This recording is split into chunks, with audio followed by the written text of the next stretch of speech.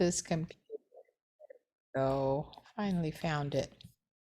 All right, we are going to start our lecture. Put me to bed.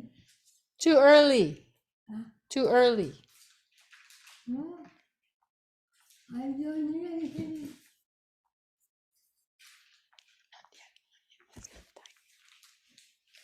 Okay, are you there, Kyla?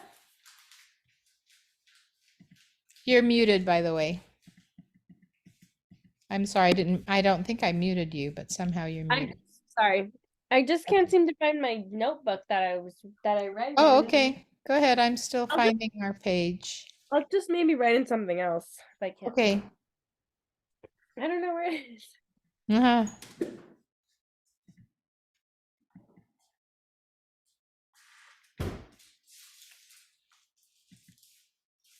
Okay. I'm going to go through, while you're looking at that, I'll just speak for a second, looking for your book. I'm going to go just through some of the key points from yesterday's lecture, and then I'll do the rest because I'm going to finish up this chapter today. Oh, let me pause while you're looking for your book.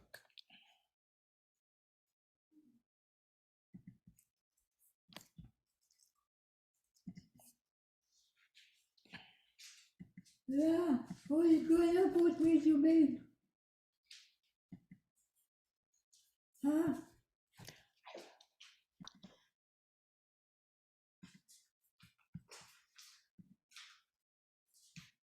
Okay, so going back to this, just a quick review of what we talked about yesterday.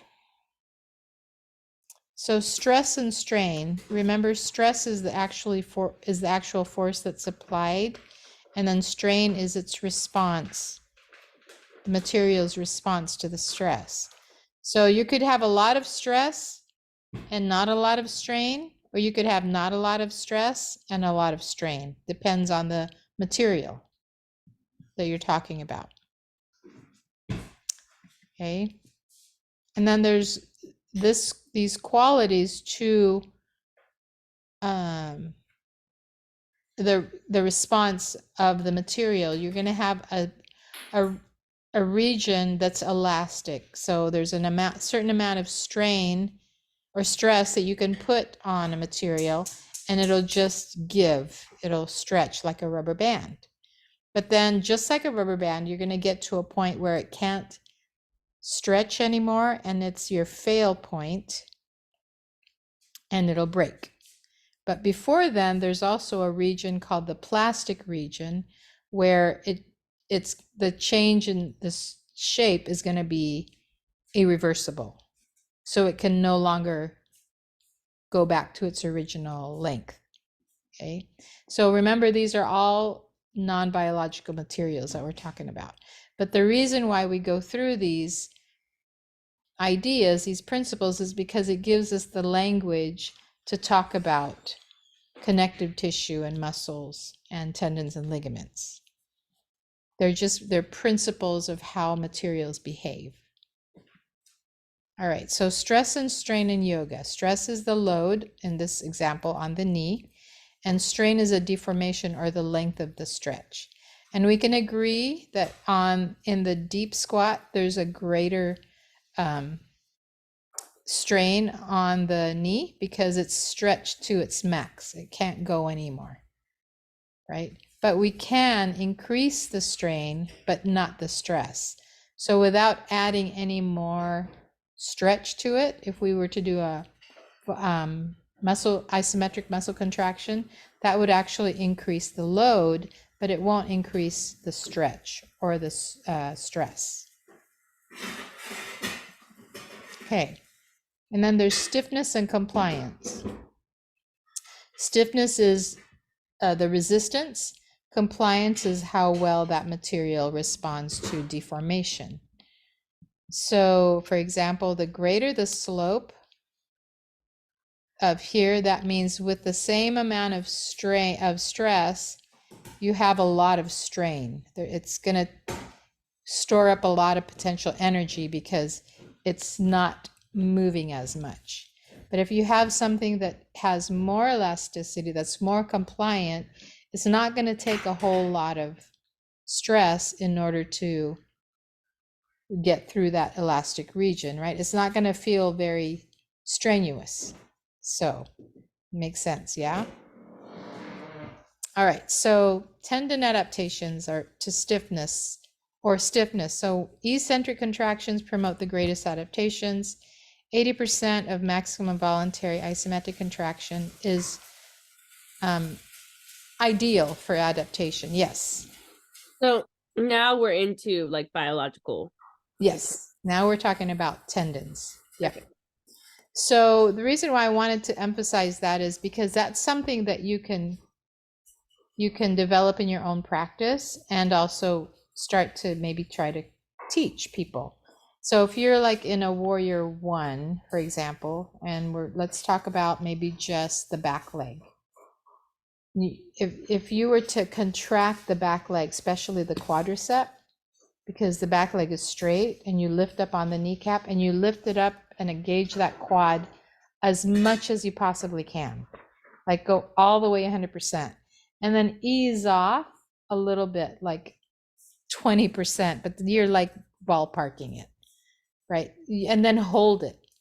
That's going to give you good adaptation. You can go 90% because research has shown that 90% was very effective in promoting adaptation. But, you know, a regular normal class, you're just practicing on your own, 80% will do.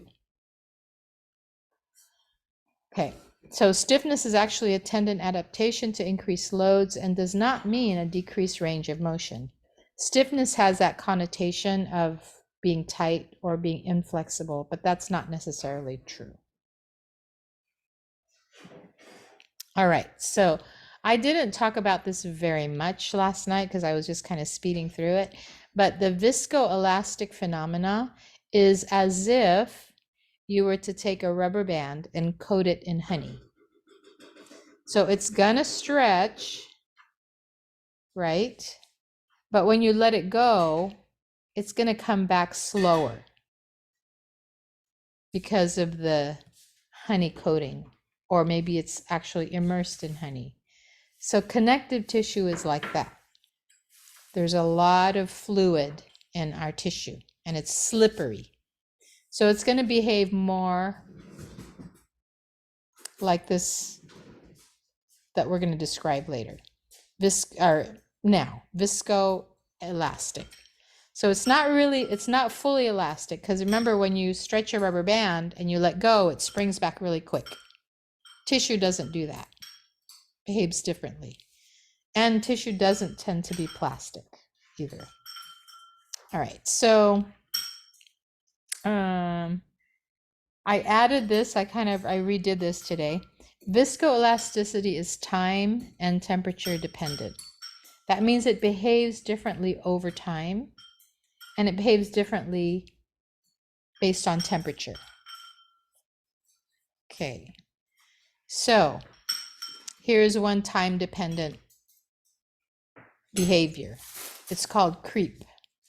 And that's when you apply a load, the tissue experiences a strain, certain response to the load. And then when you let go of the load, when you take it off, you stop the stretch, for example, the return to base is going to be slow over time. So it doesn't automatically snap back like a rubber band. And thank goodness, right? Because that wouldn't be very good. And I have this gummy bear here. The book uses the gummy bear as an example. So if you were to stretch a gummy bear and you let go, it comes back slowly. Okay, so the stress relaxation response is when you keep the strain constant, and then and the stress, even though the strain is constant, the stress diminishes over time slowly. Okay, so that's like when you're holding a stretch. At first, you feel it more intensely, and then after a certain amount of time, that sensation changes. So that's what that is. And then the next one that we did not talk about last night was hysteresis. And they give this a name because it's actually a mathematical concept. But yeah, bodies don't follow it precisely mathematically. But the principle is that when you load something and then you unload it, well, let's talk about tissue. When you load a muscle and then you take the load off, the potential energy is stored, and then when you unload it, it doesn't release the same amount of energy. Some of it is converted to kinetic and some of it becomes thermal. So in other words, when you let go of a muscle, when you let go of a stretch or let go of a muscle contraction, there is that kinetic energy of the movement, right? The muscle moves, but there's also heat that's released. And that makes sense. When you work hard, you sweat. That's the release of thermal energy when you're working on, you're working out or moving. But with training, what happens is your muscle becomes more efficient. So it doesn't release as much heat when you work it. So that's, how when you say, oh, I didn't even break a sweat when you work out after you've been training for a while. So that's the hysteresis concept. And I didn't put it in here because I don't know if it's relevant, but I'll show it to you because then you'll know that it's a mathematical concept. Let's see. Let me find that book.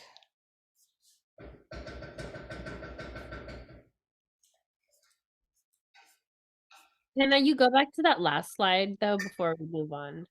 Sure. Oh, writing. there it is, biomechanics. Please, thank Which you. one? This one?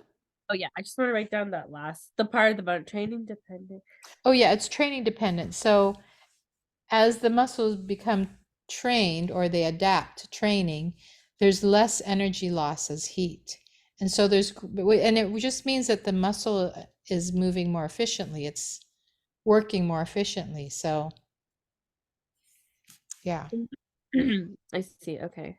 Yeah, that's kind of the basic idea that we get out of that whole discussion. But I mean, I'll show you real quick, just so you know that that it's not coming out of nowhere. Hysteresis. Here it is.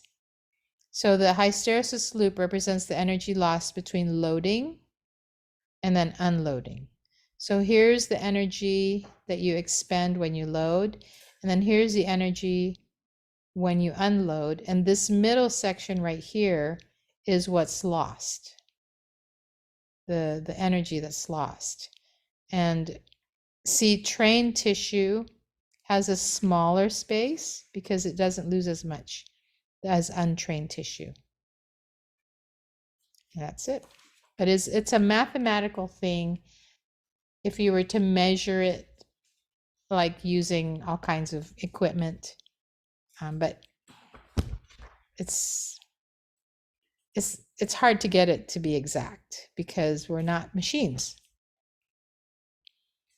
All right. So then another principle is the strain rate sensitivity. And in a nutshell, with a rapid rate of strain, you get increased resistance. So the example it talked about was if you were to make a cornstarch paste and you were to press your thumb into it really fast, it resists, right? It won't let you press in. But if you were to press your thumb in really slowly, it'll let your thumb go in. So with a slow rate of strain, there's decreased resistance. That's the same way that describes the same behavior in our body. Bones respond with more stiffness with rapid strain. Connective tissue responds with less resistance with slow strain. And that makes sense because bones can take high impact movements. You can have rapid strain on bones like jumping or running, and it'll resist with more stiffness. And tissue with slow stretching, for example, will have less resistance. And sometimes if you try to like stretch too fast, you'll get more resistance. It'll make it harder. Yeah, right? But the book does talk about ballistic stretching, how there still is benefits to that, but research is not super conclusive. So it doesn't mean you shouldn't stretch fast. It just means you have to be mindful about it. Always. We always have to be mindful about it. Okay. So another effect is a cycle effect. So in terms of hysteresis, means that producing heat. The more efficient use of energy during the cyclical movement, like biking or anything repetitive, running, jumping, the cyclical movement, because the storage capacity increases with the increase of number of cycles. So the more you do it, the ability to store energy increases. And so you have less energy loss. Same thing, makes sense. Stress relaxation, the stress decreases for each strain repetition, as in ballistic stretching. Oops. So each repetition meets with less resistance because load exposure, meaning the repeated load, leads to positive adaptations. And we will actually talk about adaptations in more detail next week. So just kind of tuck that away in your mind.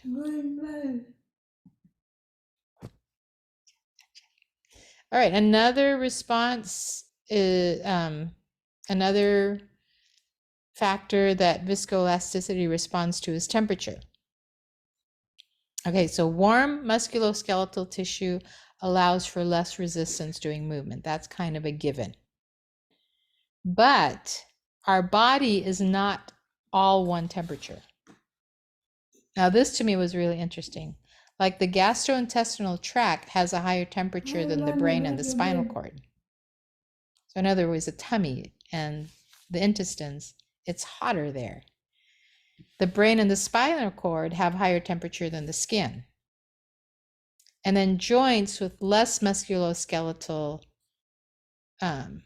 tissue, like ankles and knees, are cooler because there's not as much muscle around them. Makes sense, again, right? Even after warm-up. And then women's body temperature fluctuates during different phases of your cycle. So distal joints require more force to move through the range of motion unless they're warmed up with an external heat source, like hot yoga, for example, if we're talking about yoga. So in a hot yoga room, theoretically, the distal joints, like the wrists and the knees and the ankles and the elbows, are warmed up, and so there's theoretically less chance of injury. However, there are still some risks to practicing in an externally heated room, in a room, with like hot yoga. So the risks of hot yoga, and these are speculative and inconclusive because they've done some research, but it's not complete, and there's a lot more research needs to be done. So when you're in a hot yoga class, there's external heat. Sweating doesn't function as well to cool the body because sweating requires air, cool air, to cool you down. So if you're sweating in a hot room, that sweat is not cooling you off as it was meant to do. Core temperatures can rise, that means inside your body, those temperatures can rise. There's a risk of heat injury or heat stroke. Stretching in a heated environment can cause injury to connective tissue because there's a decrease in internal friction, and that weakens the resistance via by viscoelastic phenomena. Right, so there's less integrity when the internal friction is decreased. And then collagen may fail at lower strain, huh?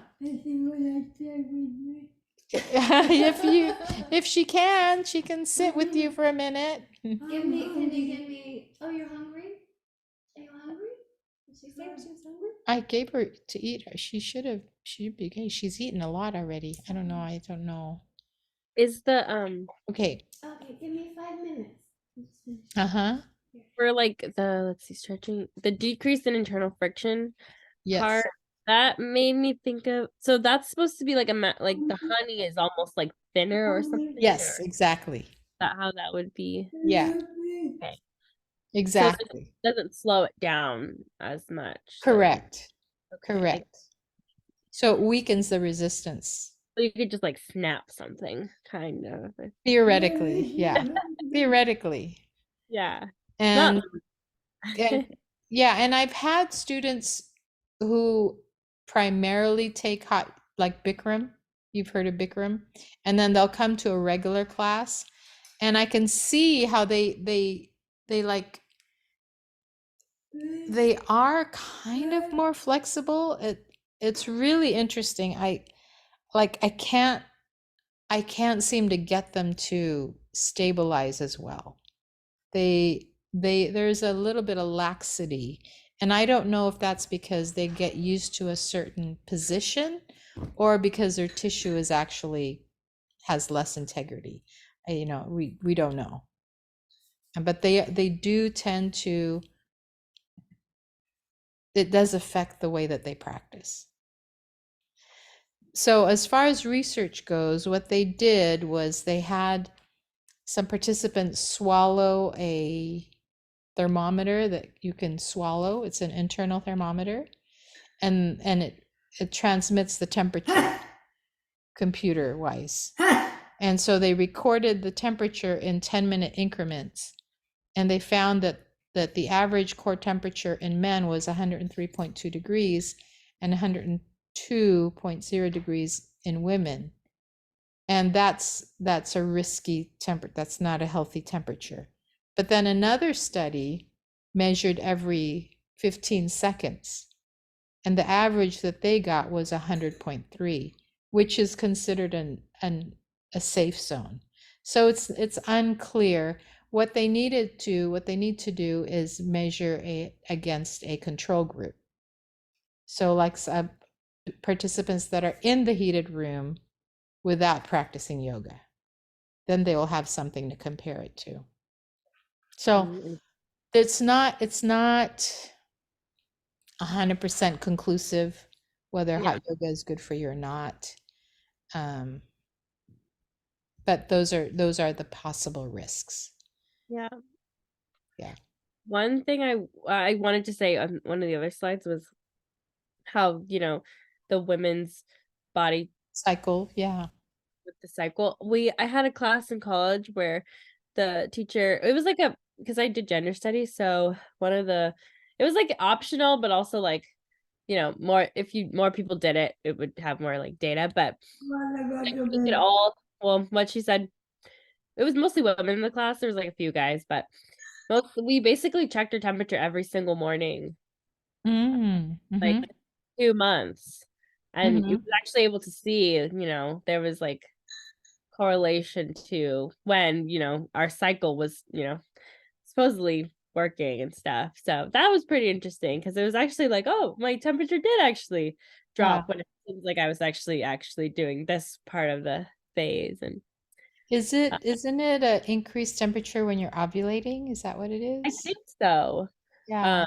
I don't remember now, but I just do remember there was like, you can track it. like you just sleep with the You sleep with the thermometer right next to you. And as soon as you wake up, you just check your hello. You just check your temperature. Mhm. You just check your temperature because I think that class had to do with like family planning. Uh-huh. We're going through like some forms of like contraceptives, and one form was like the rhythm method or something. So Yeah. track their temperature every day. Yeah. And there is like some real accuracy in it. But yeah, I do. That was something we did. So I just wanted to Yeah.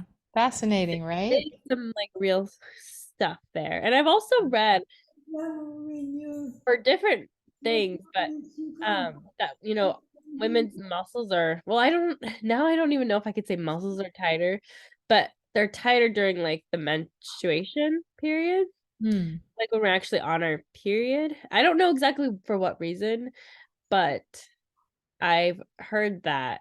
I've heard that in like the exercise world, but also in the singing world. A lot of people have said, your vocal cords are also going to be tighter during your um Oh, interesting. So can you sing higher? you could, or you might feel a little more strained. Oh, I Um see. yeah, so Yeah, interesting. I don't know it's everything, but interesting. yeah. And I think it has to do with the the hormones, Mm, and they affect your muscles, yeah. your connective tissue maybe. Yeah. Wow. Okay, so conclusions from this chapter is we need to stretch within the elastic zone. That's the safest. The viscoelastic phenomena characterize tissue behavior. So tissue does not behave like non-organic material. It has a particular set of behavior. Release is slow after unloading. Relaxation is slow with a constant load. Training leads to adaptations of decreased heat release. Cyclical repetitive movements decreases heat release and resistance. And environmental temperature may have an effect on connective tissue performance.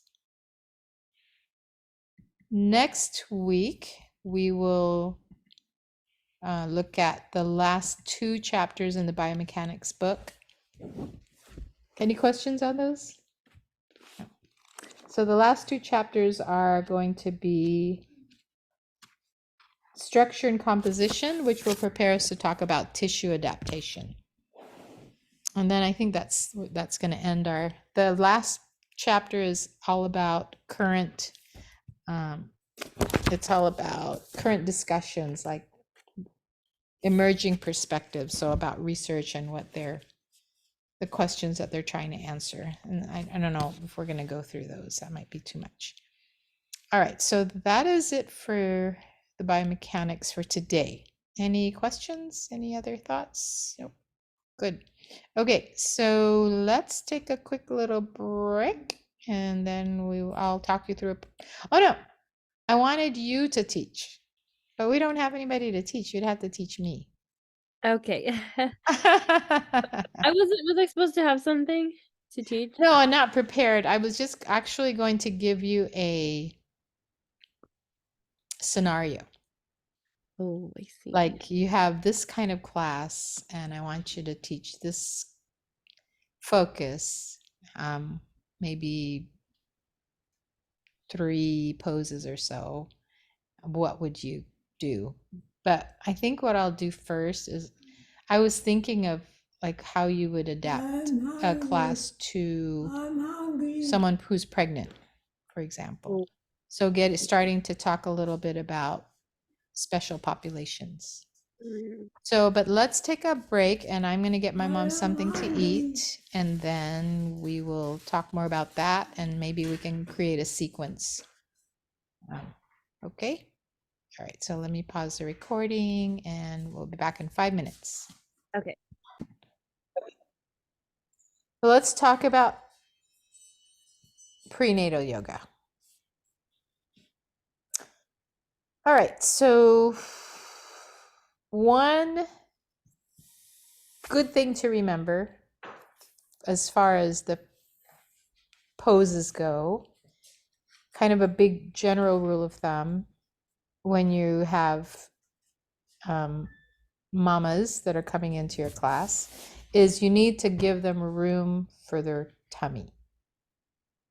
So there's not going to be any twisting into your body. If they're going to twist, it's going to be open. And when they go to lunges, the front leg is going to be slightly wide so that their tummy doesn't hit their leg.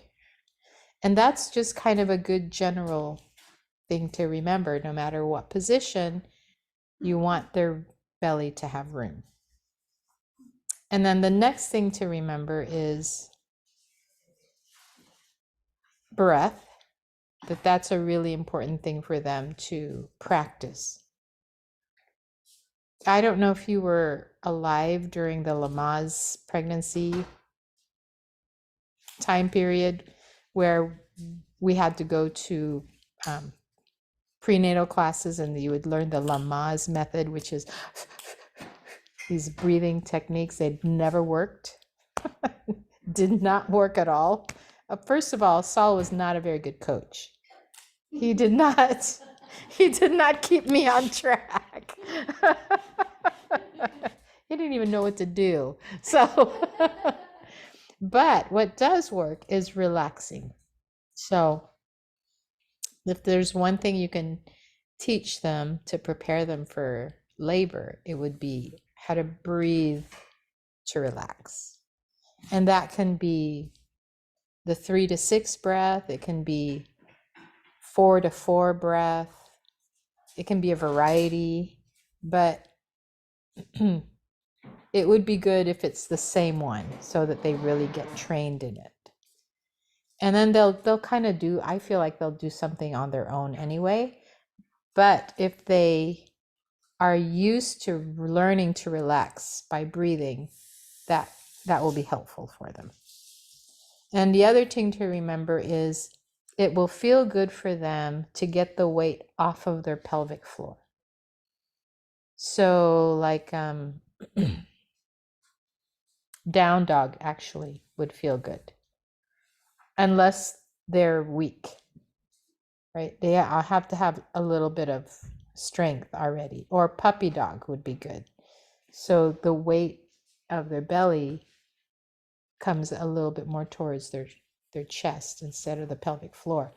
But it can't be too much, because too much baby on the upper body is going to restrict breathing. And it already does. So you have to kind of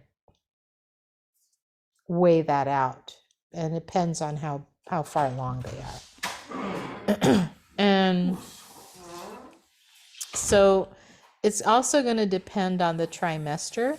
And there's a lot of material, a lot of sequences that you can find online, like for the first trimester, the second trimester, the third trimester.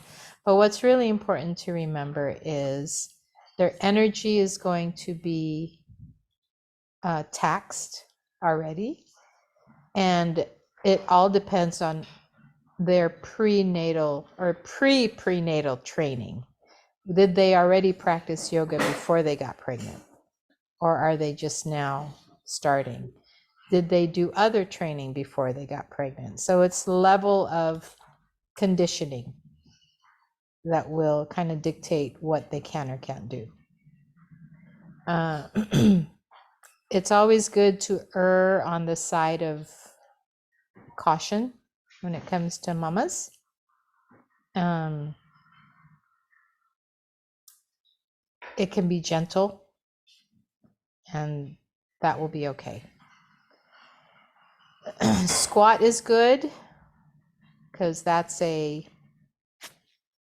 birthing position, but you have to be careful if they're too close to term. That could induce, is what I've read. So you have to kind of be careful with that.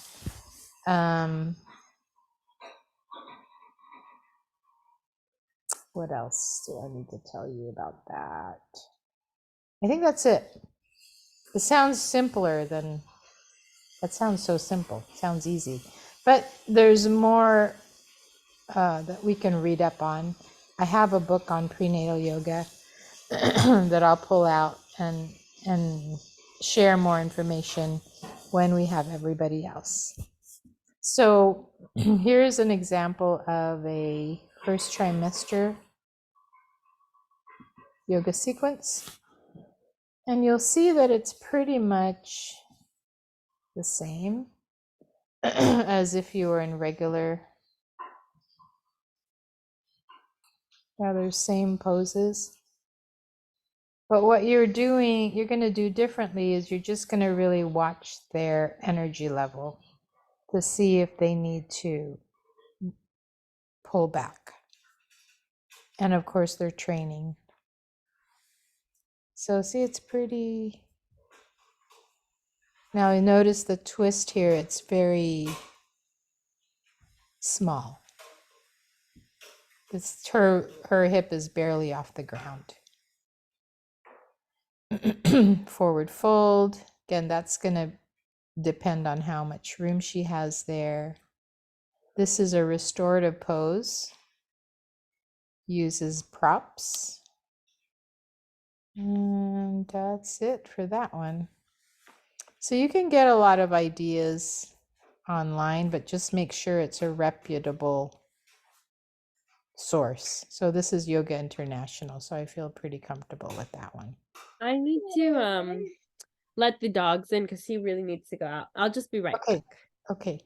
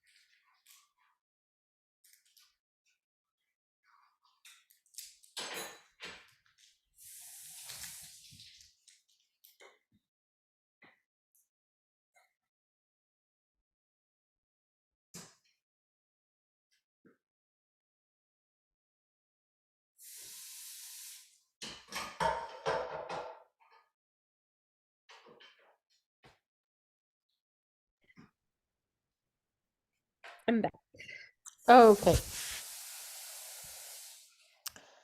So that's all I'm going to talk about prenatal yoga for now. And the other special population I wanted to talk about real quick is someone with a herniated disc. Someone with a herniated disc. Let me remind you what that is.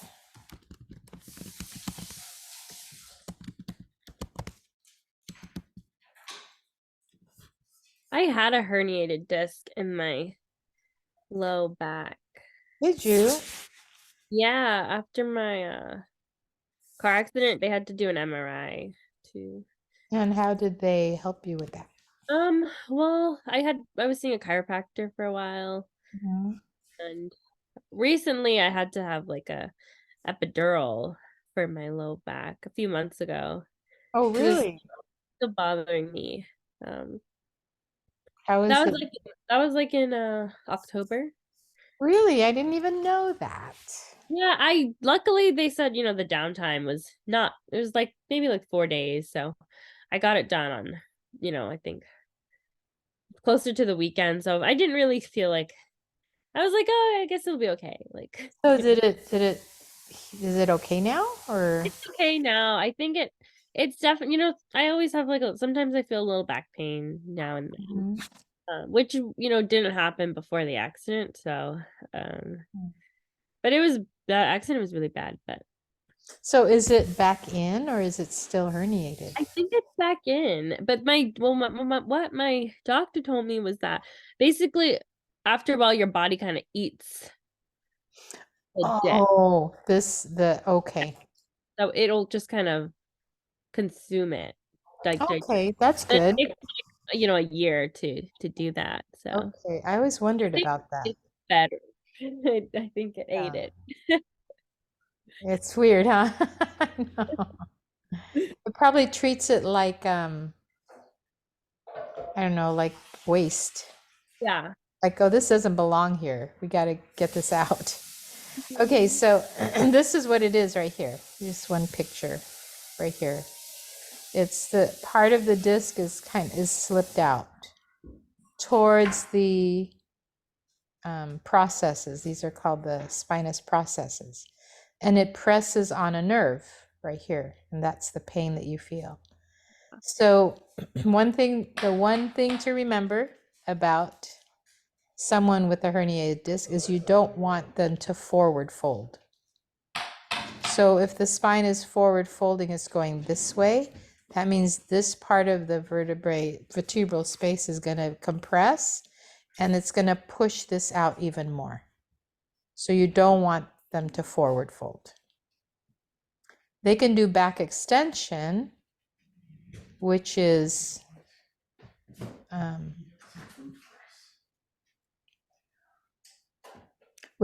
this motion, like a back bend, because what it does is it compresses this space right here in the back where the processes are. And that, I don't know if that just kind of encourages it to push forward or it relieves the pressure on the nerve. Maybe a little bit of both. So they can do back extension, which is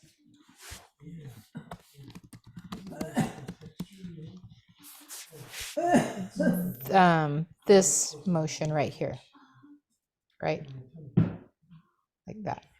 And then there's a sequence right here from Yoga Journal, and you'll notice there's no forward folds. So they have Shavasana, Tadasana mountain pose, Marichyasana, which is a twist, several twists, twist in a chair, Warrior Two, side angle, triangle. So the warrior poses, upward dog, which is a back extension, upward dog, back extension, reclining big toe pose. So you're lying on your back and you're either holding your big toe or you have a belt to stretch the hamstrings, and child's pose. Now that is a forward fold, but the spine is mainly in neutral. And then Shavasana again. So you notice there's no deep forward folds there, no Paschimottanasana, no standing forward fold. There's a couple of back extension, but even more so there's twists. There's a few twists. Okay, questions on that? Okay. So we'll handle more of the special populations. We can talk about elderly. We can talk about really stiff people, people that are runners, really hyperflexible people. Yeah. Because Tita Grace is one of the people who I practice like teaching. Oh yeah. And she has scoliosis. So I've tried to do my own research on what to avoid for her. And what it's told me is mostly twisting for her I should avoid. Do you have any, Yeah. I've just avoided twisting with her. Yeah, I think that's safe because she's a beginner. Yeah. So more like down dog, puppy dog, more lengthening because you want to create more space in her spine.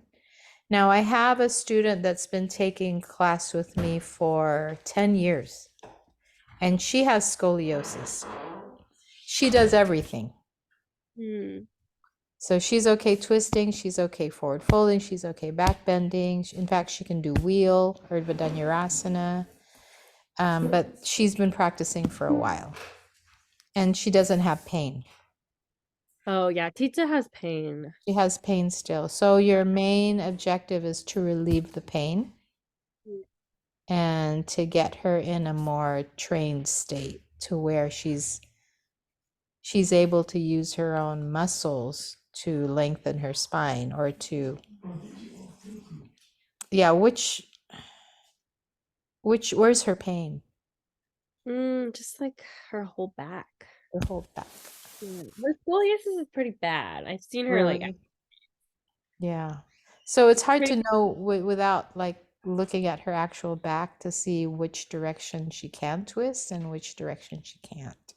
Mm, That's probably more of a PT's job to yeah. assess what she can or can't do, or or which direction she should go. Mm-hmm. Yeah. So I think you're good to stay safe and not twist and do Lengthening. more lengthening. Like if her hamstrings are tight, because that's going to pull on the lower back, it would be good to loosen those up. I think Yeah. back extensions are good because it strengthens your back. But I would focus on axial extension. So standing Ardha Chandrasana is a good one. Do you know that one? Okay. Okay, good.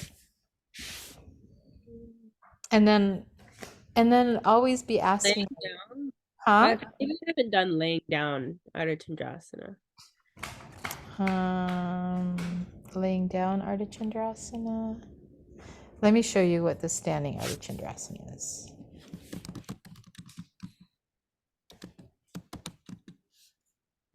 Hopefully. It is. Ooh. Okay, no, not those ones. Hold on, let me find the right one. Okay, here we go.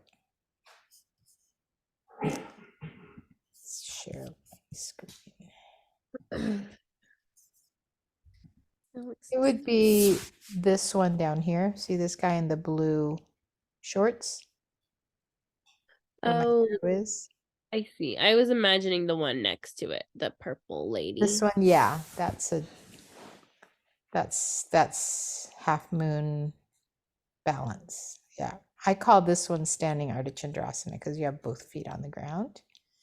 So that's, of course, that's really deep, that bend, but it doesn't have to be that deep. But if you go one side and then the other side, and then a little bit of back bend, and then forward fold. So north, south, east, west, basically. And then always be asking her, does this help you feel better? How does this one feel? Because that will give you more information about what she needs. Mm-hmm. Yeah. But I think it's really important for her to strengthen her back. And that would be back extension and her core. So like boat pose for strengthening, cobra for strengthening, shalambhasana for strengthening. And then the warrior two poses like warrior two and side angle and triangle. Triangle probably is a really, really good one because it's not as challenging, so you can hold it longer, but it creates a lot of micro movements in the spine. You said triangle, the triangle. Triangle, And yeah. warrior two poses, you said? Warrior two, triangle, side angle. Side angle is going to strengthen her legs more and her hips, but triangle, I think, is really good for the spine. And you can stay there longer because it's not as challenging as long as you have good alignment. Yeah. How often does she practice with you? I try to do it like 2 times a month. Whenever she's in the mood. It's more like, yeah. Try giving her like a few poses that she'll do on her own. Maybe 3. I gave her a few, so she's been doing it. Good. That's good. Yeah. That's really good. Like I would do triangle and cobra Okay. every day, and maybe some kind, and boat. Those 3 would be good.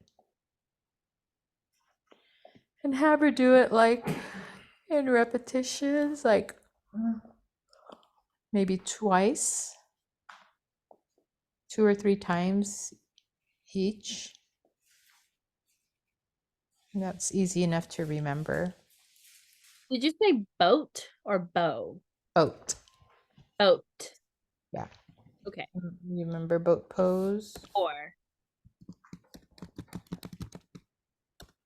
boat pose for the core, right? Yes. Yes. That one. With the knees bent like this. Oh, with knees, yeah. Yeah. Knees. And then Shalambhasana is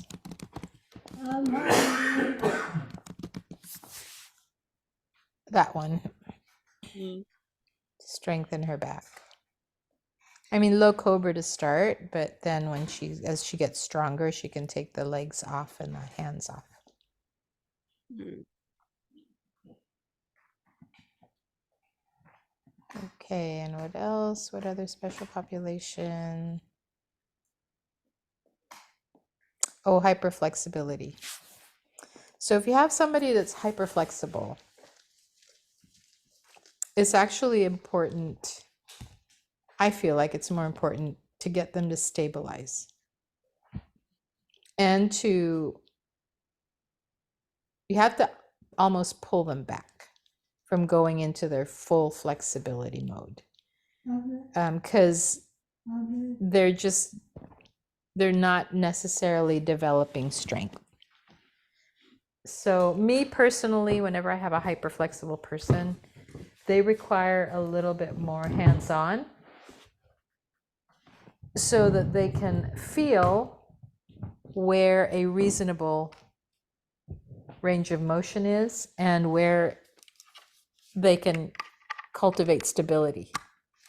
Because what might happen is like they'll go way off into a pose, like extreme, like, and it feels good for them, but I don't know, it's almost like, well, this isn't really Too easy. doing anything for you. Yeah. But you teach them to like stay within proper alignment and engage and hold and stay there, then that's hopefully going to develop more stability, because that's eventually what they may need more, because being hyperflexible makes them a little more susceptible to injury. Yeah. Yeah, and that's it. So since we don't have anybody else here with us today, we can save the teaching for next time. Okay. But if you want to create a little sequence, you had that peak pose sequence that we still haven't seen. How are you doing with that one? I don't want to give you another sequencing assignment until that one's done. I emailed you the notes for it. You chose, do you remember it? I don't remember now. Oh, I know. I don't even know where I kept the thing I wrote. If it's in my. All right, I can email it to you again. Yeah, if you could, that would be helpful. Amanda, Kyla's sequence notes. So your peak pose was shoulder stand. And these are the muscles that you want to stretch and some possible. Yeah.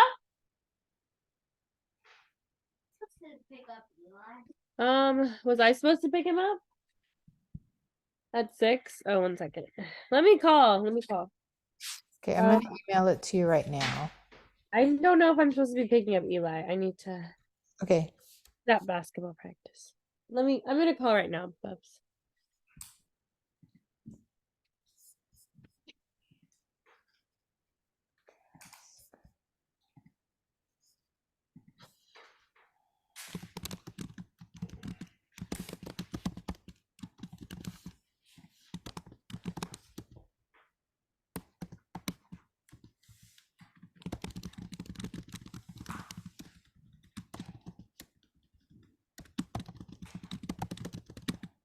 He's gonna text me back, Bubs. 1 second.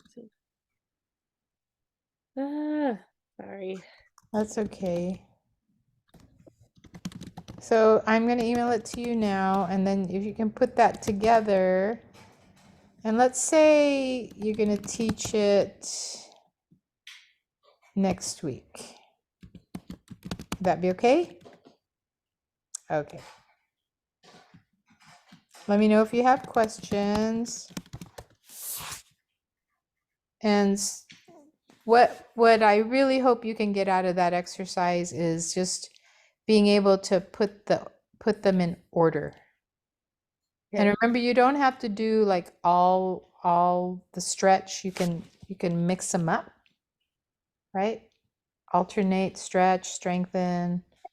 Where are your peak pose is gonna, I mean your counter pose is gonna be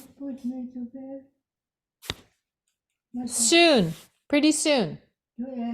Yeah, almost 1 hour.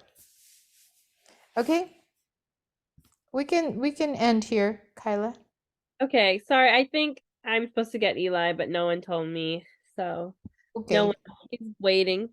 Oh dear. Okay. Well, I just sent you the sequence notes, Okay. and you can just let you do that for now. We'll finish up talking about other special populations, and then we'll do a sequence for that later. How long should it be if I timed it, like approximately? I just want to know how much class time is dedicated for me to teach this. Oh, I would try for an hour class. An hour class. Okay. Yeah. So you can include breathing, you can include centering, you can include warm up, you can include sun salutations, you can include cool down and shavasana, because I want you to start to practice. I want you to start to put together a full class. I think it's time. Okay. All right. Okay. Okay, well, have a good rest of the evening, and we will see you next week. Sounds good. Okay. Bye. Say bye. Bye. Bye. Okay. Love you. Bye. Love you too. Bye.